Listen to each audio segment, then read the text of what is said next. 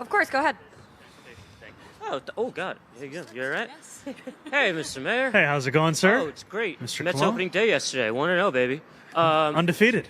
That's right. The only undefeated team in baseball. Yeah. So I wanted to ask you something about the Queens Link, which is a project that you've said is near and dear to your heart. You've been at rallies for it. Your budget right now has money for a piece of the Queensway, the park, the linear park that would go in the same place. Advocates for the Queens Link have said that they have a slightly tweaked design for that park that they would be able to do it, and it would still be able to put transit there, whereas the design happening right now would preclude that from ever happening without just ripping up the entire park. And they've said, we need the mayor to make everybody sit down. We want to meet with him. We want to get this idea in front of him so he at least gives it a shot. Are you willing to meet with them, talk it out, see what they have going on with this so that there's a possibility of putting a train, from Rockaway all the way up to Middle Village? I'll definitely have my administration follow up on that. Thank you for flagging that. Thanks. Oliver, go ahead. Hi, Mr. Mayor.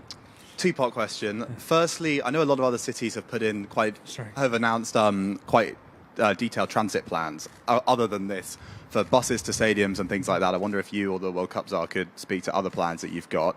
And then secondly, following on from the council members' comments, if you have any predictions for the World Cup that you'd like to share? Okay. Let me start with the first question. Then I'll go into my predictions. As an obsessed soccer fan, I was at the 2010 World Cup in South Africa.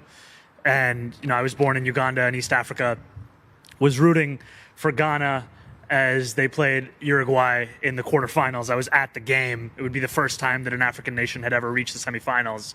And beyond Luis Suarez's violation of the laws of the game, the most difficult thing was not just crying in that stadium, it was the 2-hour wait after the game while I cried outside of the stadium waiting for the bus to get back.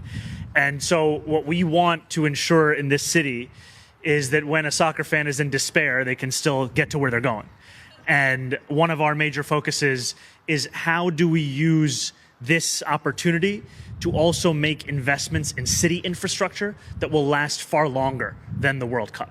I was taken by something, actually a former colleague, Michael Asher, when he came back from I think it was the Paris Olympics. He wrote this op-ed about the ways in which they had used that Olympics as an opportunity to make significant transportation investments across the city. And while we don't have the luxury of time before the World Cup, we still do have at least a few months. And so we're looking to make these kinds of investments. And also, I'll just pass it over to both our World Cup czar and our DOT commissioner, looking to make the kinds of changes to ensure that transit continues to be reliable and also meets the needs of fans who are going to be coming here, because too often we see in cities across the world that it's as if city government is taken by surprise when fans show up for a game and that they want to get there and that they want to get back.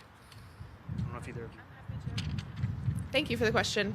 I really want to assure folks that we are well aware of the issues that folks have faced getting to MetLife in past for big events, and that coordination has been ongoing for almost 2 years, both regionally and interagency, with our partners at New Jersey Transit, Port Authority, and so forth, to both develop dedicated transit plans, but also backup plans in case of contingency situations. All right, thank you. We'll go to Ethan over here. It's not going to be Portugal. Hi, Mr. Mayor.